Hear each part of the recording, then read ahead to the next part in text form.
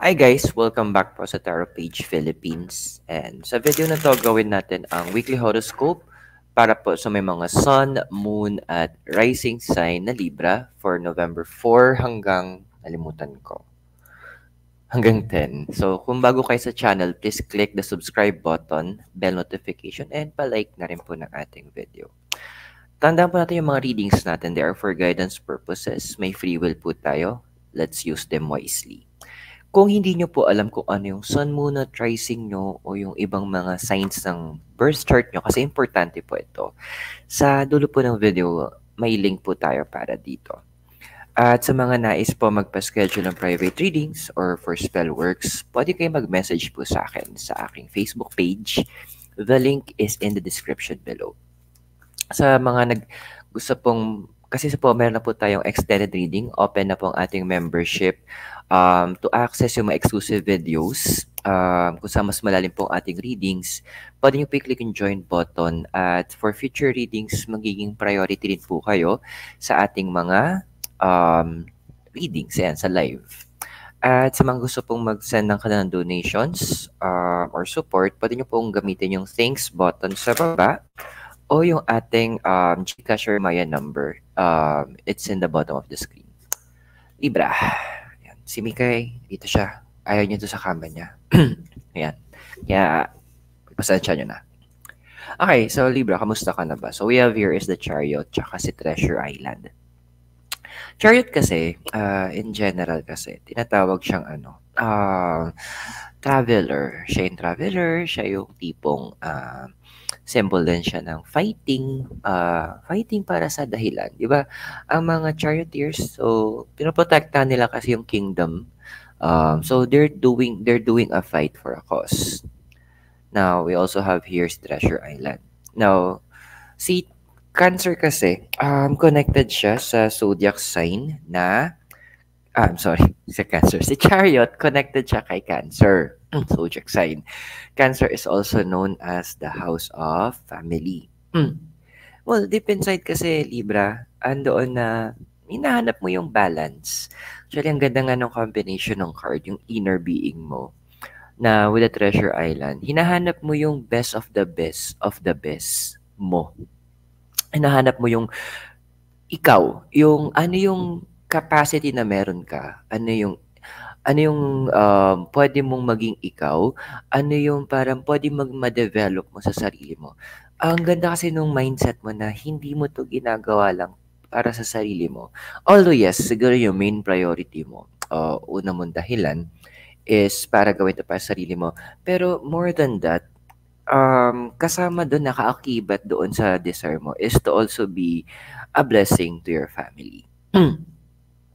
Andoon na parang nakikita mo na nagsisimula mo ng ma-view na, okay, tama nga naman na para maging okay sila, maging matulungan ko sila or maging bigger blessing ako sa mga tao sa paligid ko, I need to bless myself muna. 'Di ba? Parang kung sabi natin may sariling isip ang isang buto o isang binhi, andoon na parang gusto niyang makatulong para makakain yung mga tao. So, hindi ang resort niya hindi para kinain siya, 'di ba yung buto hindi kakainin. Bagkus andoon na mag-invest siya ng time, ng effort na maitanim, lumago, at sa takdang oras mamumunga siya. Magkakaroon siya ng capacity to bless others more kasi nag-invest siya sa sarili niya. So, with the Treasure Island na kasama dito sa oracle card mo, ando na you are trying to find ways na to maximize o paluguin mo, mag-invest sa sarili mo to make yourself the best version of yourself. To make yourself that yung taong yun na yung sign na yun na kung saan hindi lang sarili niya ang binibigyan ng importansya.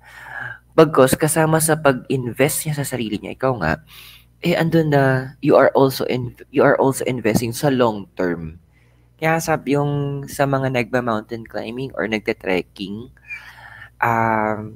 yung guide lagi yung nauuna. Besides sa guide siya, alam niya yung daan. siya rin yung nagme-make ng nagsisigurado na yung dadaanan ng mga sumusunod sa kanya safe at pero silang kakapitan na maayos. Ikaw yung tour guide. Ikaw yung hiking leader nila. Ano ba yun? Yung nasa trekking. So, yung ginagawa mo ngayon, kung hindi mo maintindihan ng ibang tao, it's normal. Kasi ang mga tao gusto nila lagi sa kanila, sa kanila. Pero na-crack mo na kasi yung sikreto na investing in yourself will also lead you going higher, being better, magiging best version mo. Tapos mula doon sa posisyon mong yon, mas madami kang matutulungan. Mas madami kang may angat.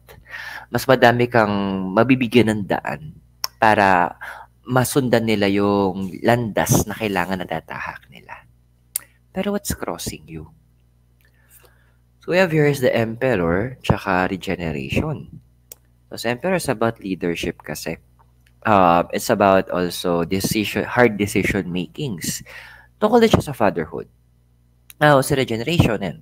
Sabi nun, kumbaga sa buntot ng butik, tumutubo ulit.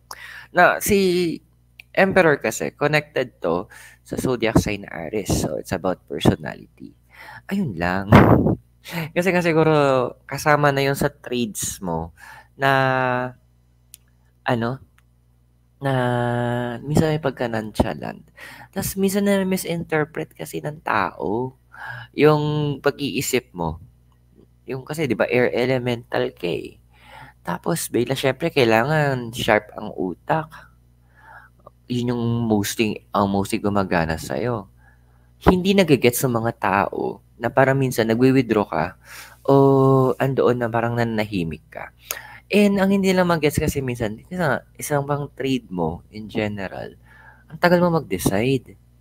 Pinag-iisipan mo talaga. Siguro ang tagal mo yung term deliberate. Ang tagal mo mag-deliberate. Hindi kasi nila gets na tinitignan mo yung bawat anggulo. Siguro ang naging mali mo lang din sa part na yon masyadong matagal. Tapos hindi mo ina-explain din yung tinatawag nating yung train of thoughts mo. Yung parang paano yung pagkakasunod-sunod ng mga iniisip mo. Kasi yun nga, iniisip mo pa, okay, pag ginawa ko to, ito yung kakalabasan, ito yung mangyayari, ito yung time. Parang iniikot mo. Kumbaga sa isang litrato, pag tinignan mo, view mo lahat yung mga ganap, view mo lahat yung mga pwedeng mangyari, tapos kung ito yung mangyayari, hindi maganda, ano yung gagawin mong pattern. No, and not to mention din kasi na Libra with the card of regeneration na naka-reverse. Although sabihin natin on a mental aspect, iniintindi mo yung iniintindi mo yung sitwasyon o yung sinasabi kahit hindi maganda. Take mo siya sa challenge on an intellectual basis. Pero on a emotional level, alam mo nasaktan ka kapag may sinasabi sila na habang nasa proseso ka ng pag-iisip or ng pagde-decide na nasaktan ka at hindi mo nagustuhan yung mga words na nabitawan, yung expressions, yung side comments. Dami kasi sa paligid mo din yan eh.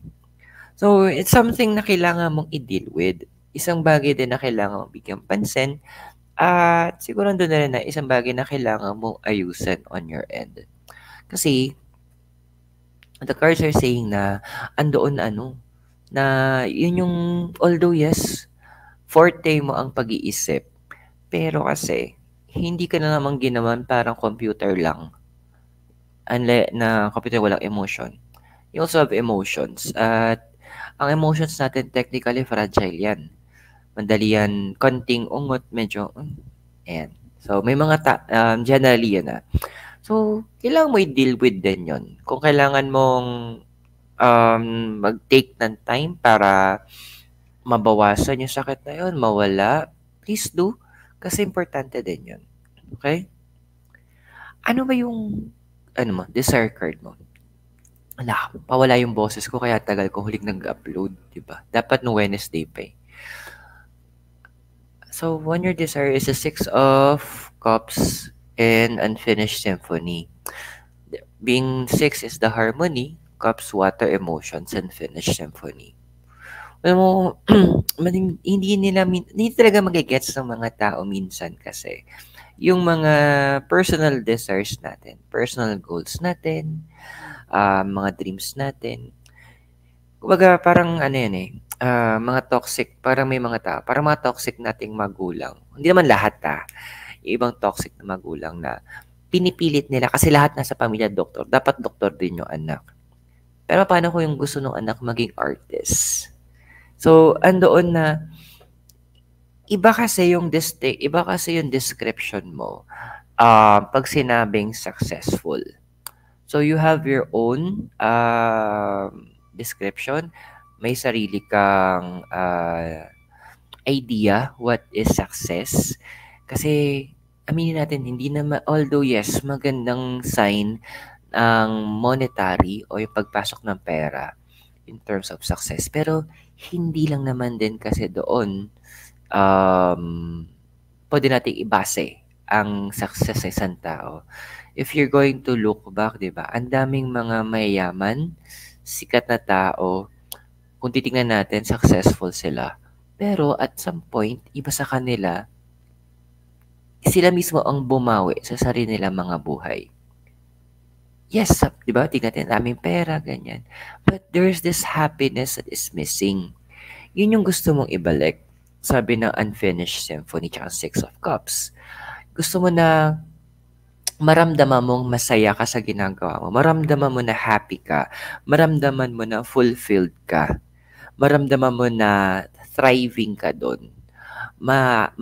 Makita mo na hindi struggle yung ginagawa mo. Unlike yung iba na parang, oo nga, dami ng pero pag nakita mo naman, haggard na haggard. Naranasan ko yun dati, nagtatrabaho sa sa isang company.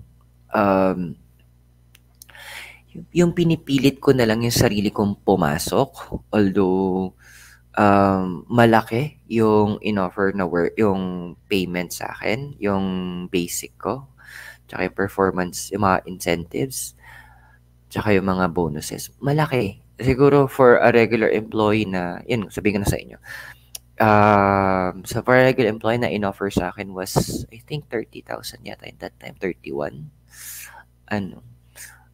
Tapos may mga overtime, so incentives and everything. Allowances, health insurance, health card. Malaki siya. Pero hindi ko gusto yung ginagawa ko, to be honest. Hindi na ako masaya. So, andun na na hanggang napagod na ako. Yes, malaking pera, pero hindi ko maramdaman yung fulfillment. Siguro yung magandang term gamitin natin, no? The fulfillment is not there. Kaya siguro nag-resign din ako noon.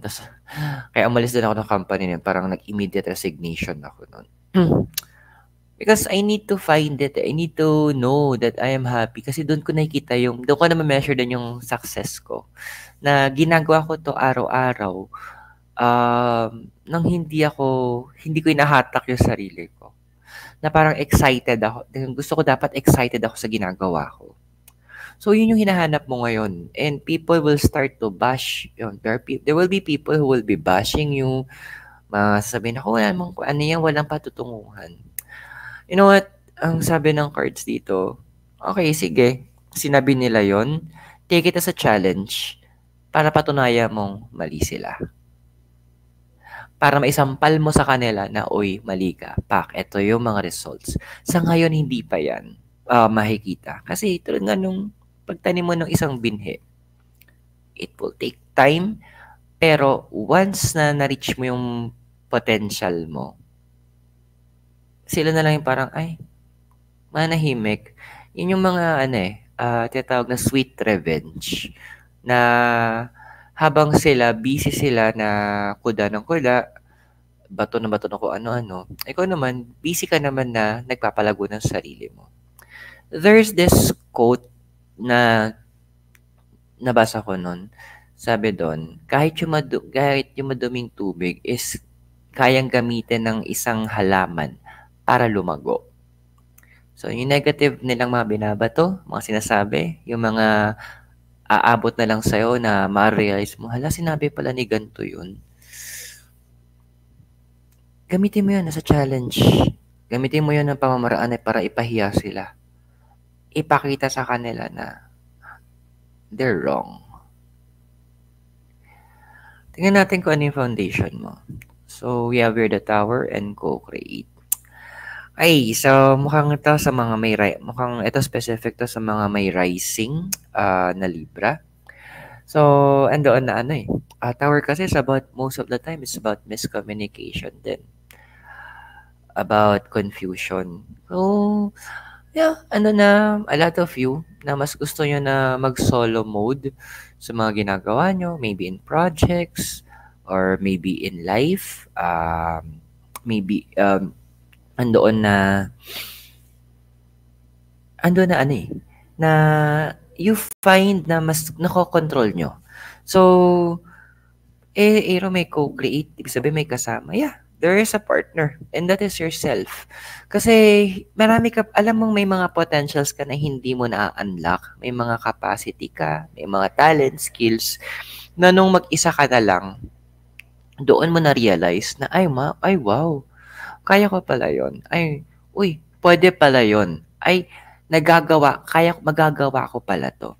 Because sometimes, kapag mag-isa tayo, doon natin na-realize yung mga kaya natin gawin. Doon natin na-push yung sarili natin para magawa yung mga bagay na kailangan nating magawa on the spot. Parang yung mga di ba? Yung, ginawa sa inyo, saka hindi naman.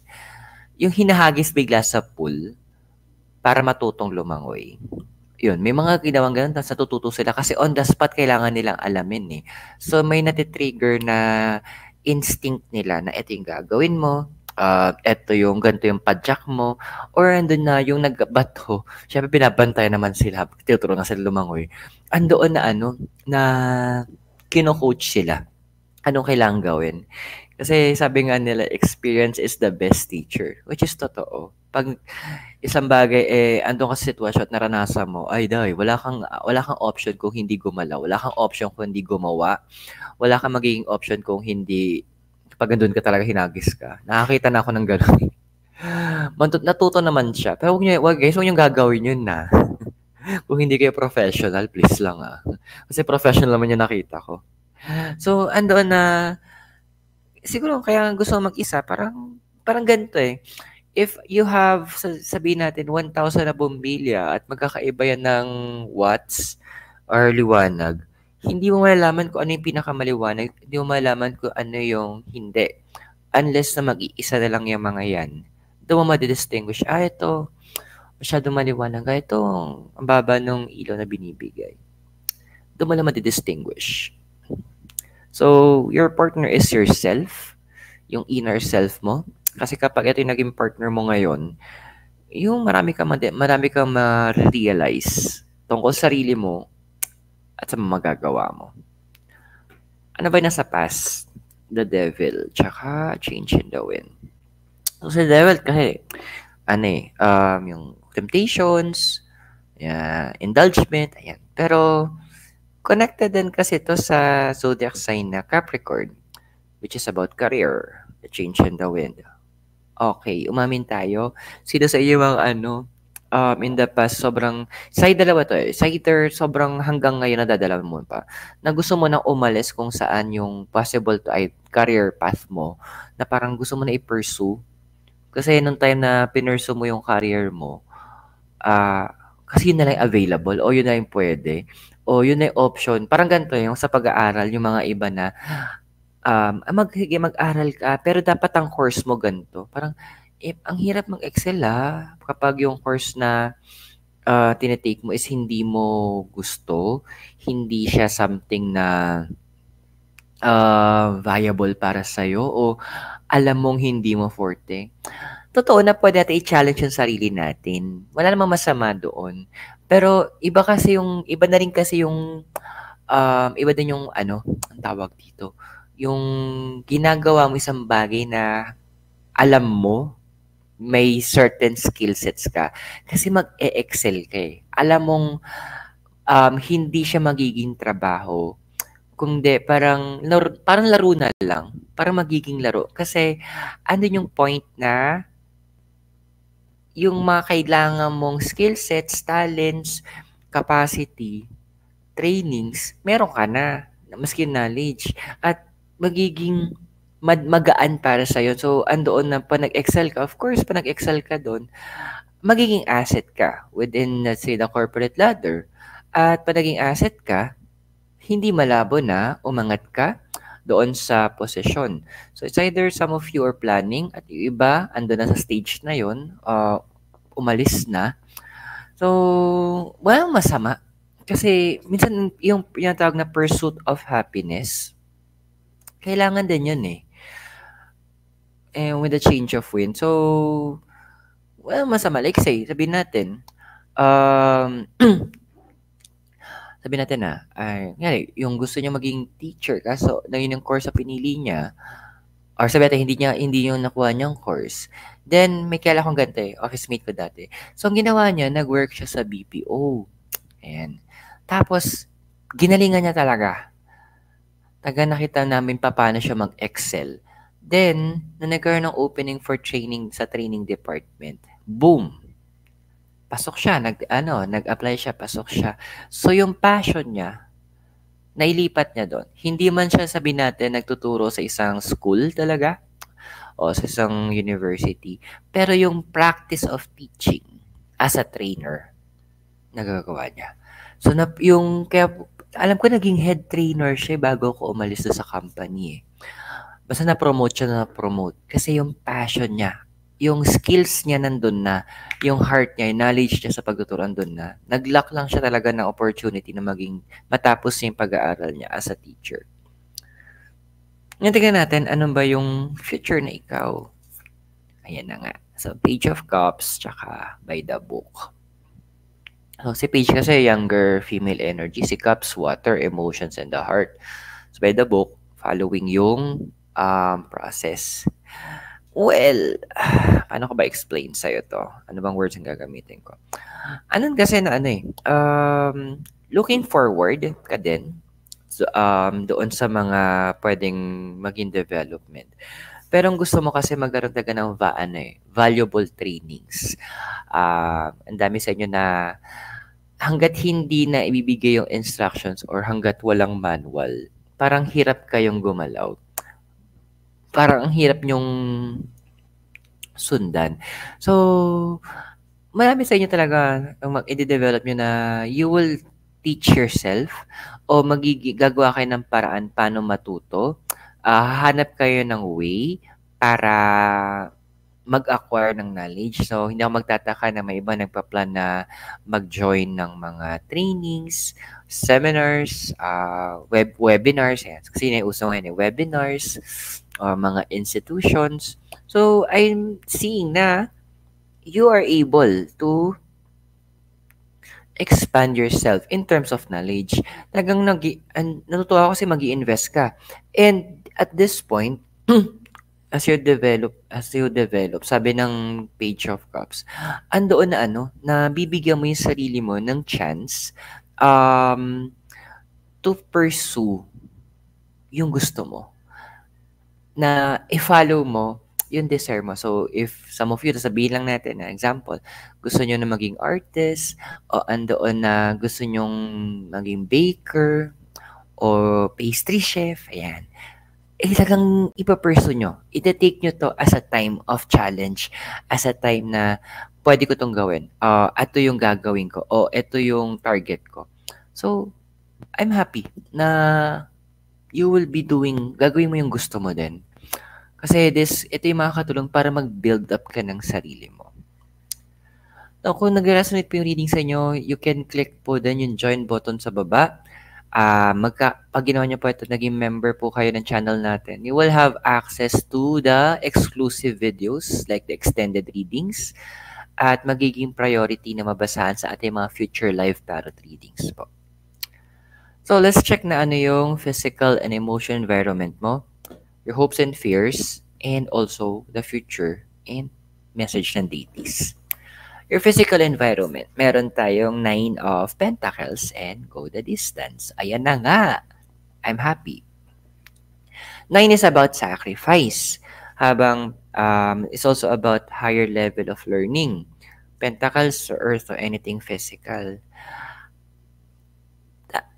Ano yung sabi nga eh, naalala ko ngayon yung, bila lang may naalala isa pa yung quote sa isang movie. I think, Sweet Home Alabama yata yon. Sabi doon, hindi ko na alam ko yung lalaki ng babae nagsabi. Alam ko, feeling ko yung lalaki eh.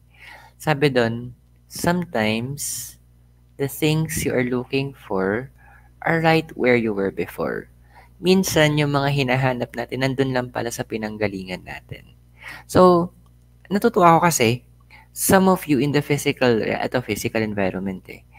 Yung within the family, malalaman mo, ay marunong pala si ganito nung craft na to na gusto ko matutunan. Ay may book pala sa bahay na tungkol dito. Ay may mga videos pala na, ay may mga notes pala si ganito tungkol sa gantong bagay. Ay may manual pala siya. So andoon na gagawin mo ng paraan para matuto ka doon. Kumbaga, ima-maximize mo ngayon para hindi ka masyadong magastos din siguro. Ima-maximize mo ano yung available na meron ka? Ano yung mga nandiyan sa paligid mo? Ano yung mga pwede mong gamitin para kumbaga maging stepping stone mo para ma-reach mo yung mga potentials mo.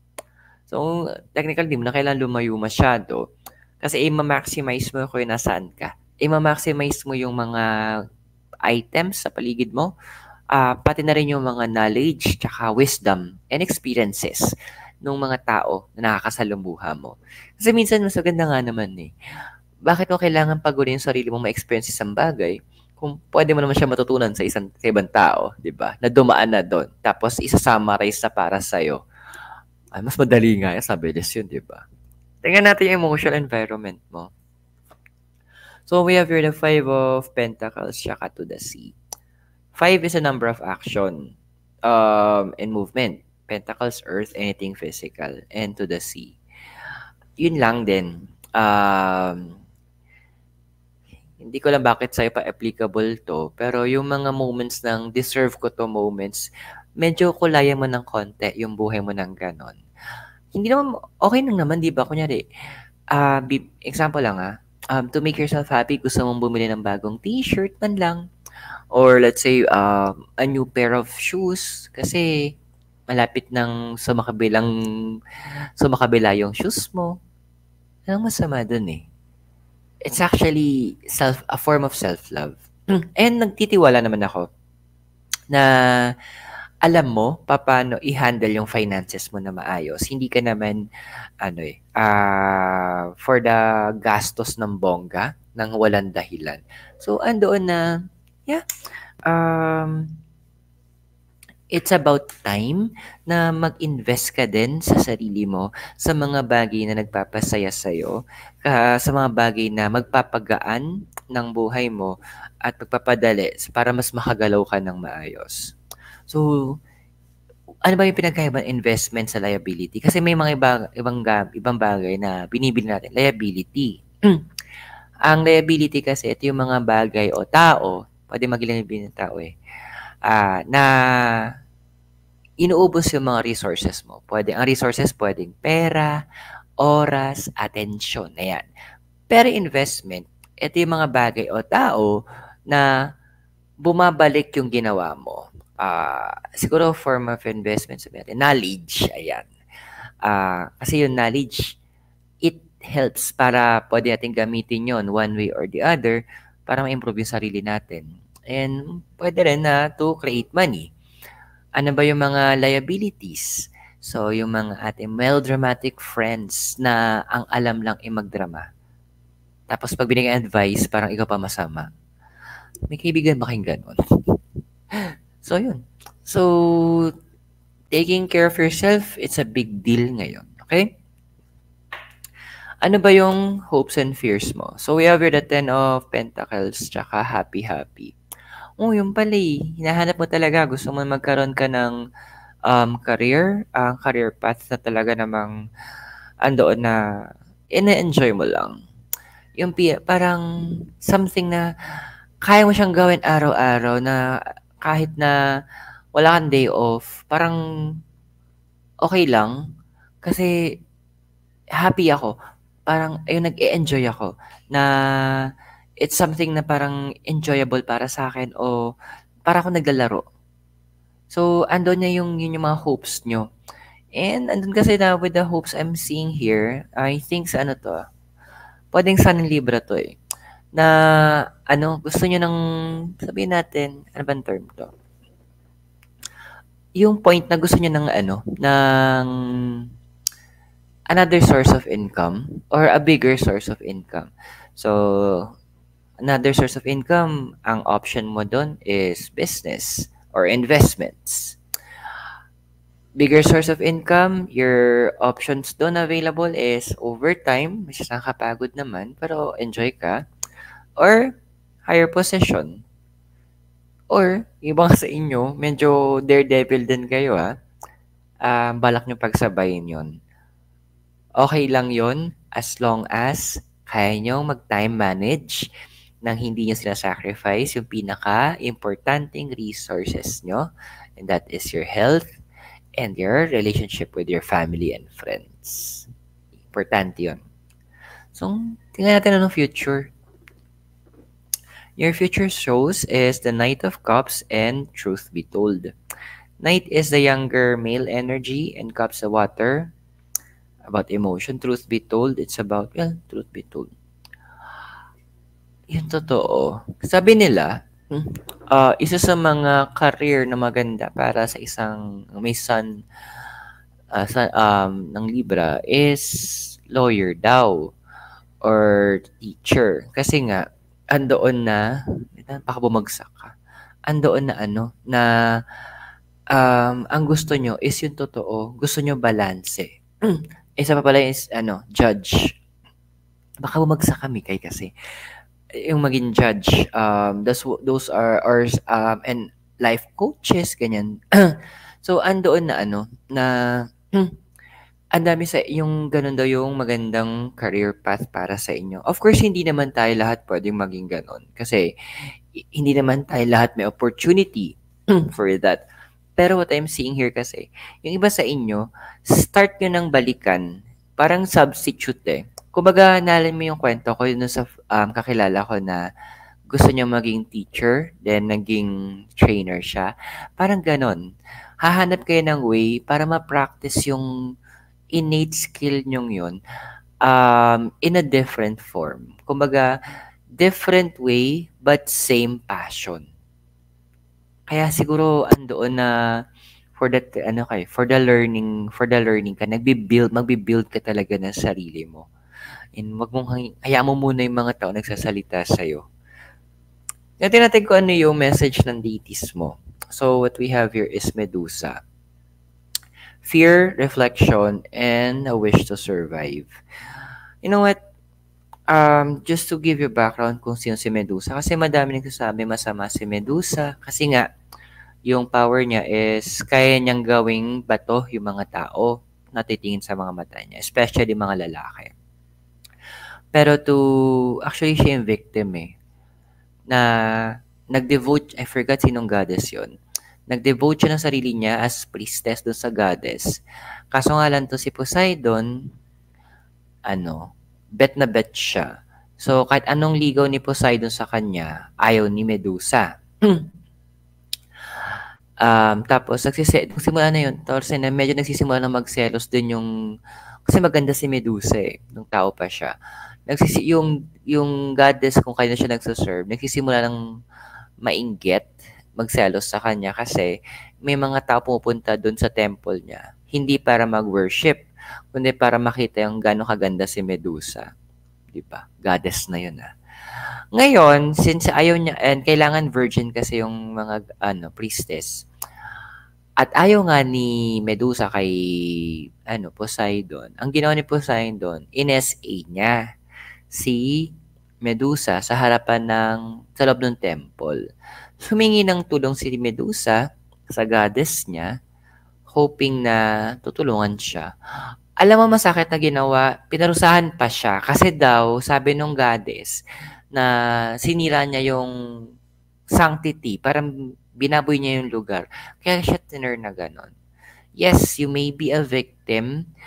Yung ugali mo din, sinasabi nung card ni Medusa, yung ugali mo na sabihin natin na nagagalit ka at times, may sinasabi ka hindi maganda, may mga ginagawa ka na negative, tapos sinasabi sa'yo, yung pala yung totoo mong kulay, hindi totoo yun. Yung totoo, you are reacting doon sa ginawa nila. Defense mo siya to protect yourself. Walang masama doon. You are just, para lang salamin to, you are just reflecting yung attitude nila. And that just like Medusa, tinignan mo sila sa mata, naging bato sila. So, parang in a way, silently na-call out mo yung attitude nila. Let them be. Hiya mo sila magsalita. And the right time, ipapahiya mo sila. Kasi papakita mo na you are better compared sa mga pinagsasabi nila tungkol sa'yo. So, I hope nakatulong po yung ating reading sa inyo. Tandaan yung mga readings natin. They are for guidance purposes. You have your free will, use it wisely. Kung bago ka sa channel, please click the subscribe button, bell notification, and give this video a like. At actually, meron tayong, mukha na ako ng cards for the extended reading. Kung gusto niyo po magkaroon ng access tungkol po sa ating extended readings, you can click the join button sa baba. Sa mga nais naman para mapala nyo po yung mga ibang exclusive videos at maging priority kayo sa mga future live tarot readings natin. At sa mga nais po na magpa-schedule ng Spellworks at ng ating private readings, you can message me in my Facebook page. The link is in the description below. At sa mga gusto po mag-support for donation, you can click the thanks button sa baba o yung ating, you can use GCash or Maya numbers in the bottom of the screen. Libra, maraming salamat. God bless. Namaste. Hare Krishna and blessed be. Naway magkita tayo very soon. Mula po dito sa La Trinidad Benguet, kasama po si Mikay Noodles. Have a great day. I'll see you sa extended reading natin. Thank you.